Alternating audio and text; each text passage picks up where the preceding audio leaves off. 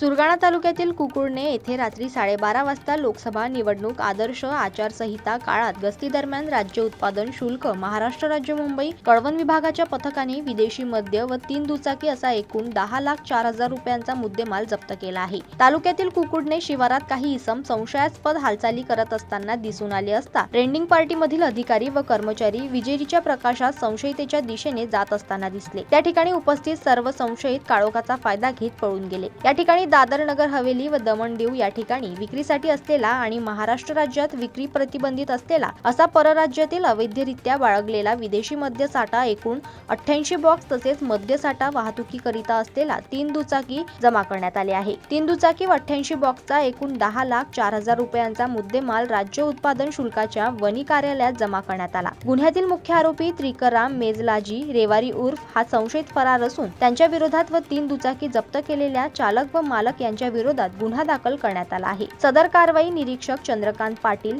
डमरे, Deepak Awhad, Ganesh शेवगे, Vilas cover या पथकाने केली आहे। राज्य उत्पादन शुल्क विभागातर्फे जनतेस आवाहन करण्यात आले आहे की परिसरातील कोणत्याही इसमास अवैध मद्य विक्री व वाहतुकीबाबत माहिती असल्यास विभागाच्या टोल फ्री क्रमांक 1800-233-9999 अथवा व्हॉट्सअपवर तक्रार करावी किंवा 8422001133 यावर माहिती द्यावी असे आवाहन करण्यात आले आहे।